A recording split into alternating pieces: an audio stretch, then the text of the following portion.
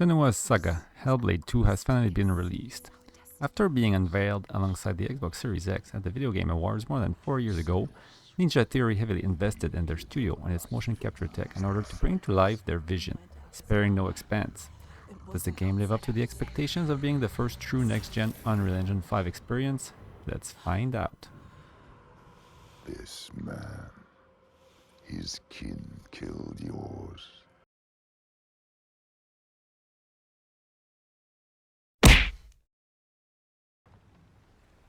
Senua's Saga starts off on the boat alongside the coast of Iceland.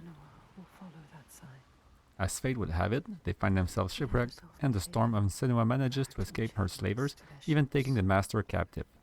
As she discovers the land and learns more about the disappearance of its people, she embarks on an adventure that really opens up the Hellblade universe and brings it up a notch from what we have previously seen in the first game. She cannot forget. It's a promise.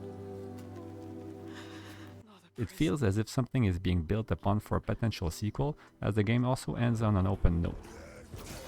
The world is populated with giants, and an evil group has been taking people captive and offering them to the giants to keep them at bay, as they couldn't figure out a way to fight them. As the story progresses, you meet up with hidden people, learn of the origins of the giants, and with the help of your allies, figure out a way to fight them and rid the land of this evil.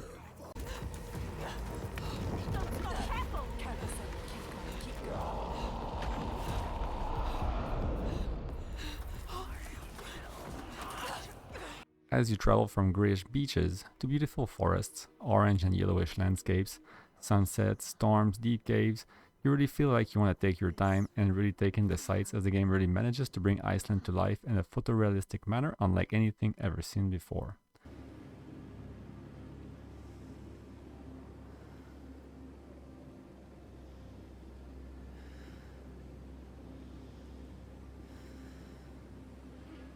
At any time during gameplay, pressing the up arrow on the D-pad brings up the photo mode, and at several times I actually had to press the button, as I almost felt like I was watching a pre-rendered cutscene. Everything in game is actual real time.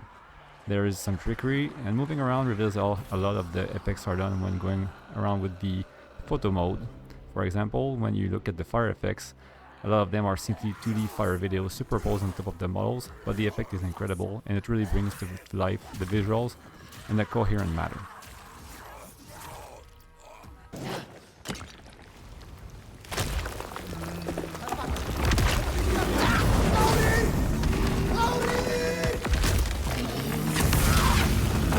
The console runs the game at 30 FPS, but never really feels like the fluidity isn't there. It's one of those games that, like Destiny Last Gen for example, manages to deliver a stable 30 FPS that doesn't deter from the gameplay.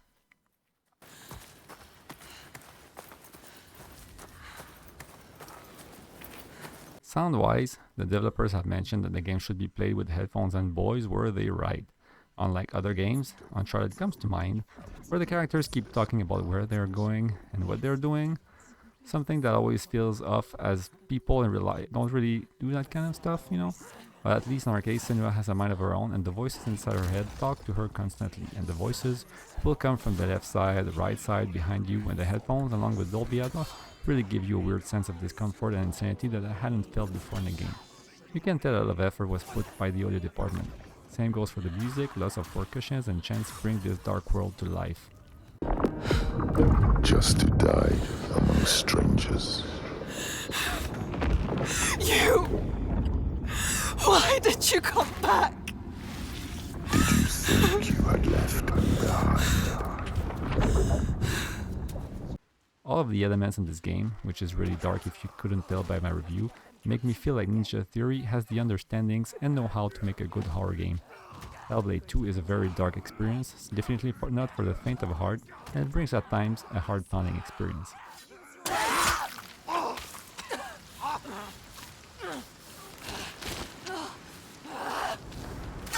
It's one of those walking simulators as people like to refer to, but I don't see that in a negative way.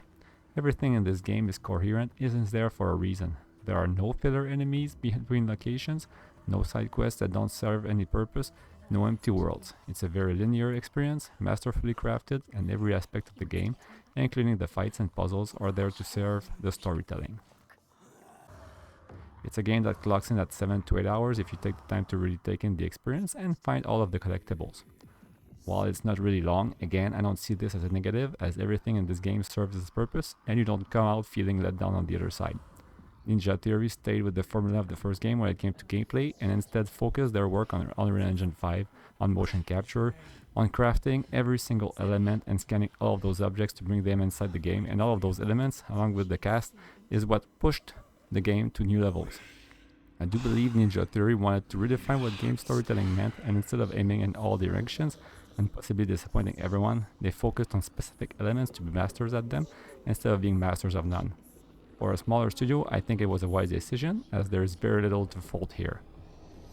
With all of that said, the game might not please everyone. If you're looking for the next Ninja Gaiden or Devil May Cry, you are in the wrong place. If instead you want a deep, mature storytelling, crave Norse mythology, beautiful Nordic landscapes, and want to experience the future of interactive medium, then I think you are in the right place. This game is a must-play. She has been chosen.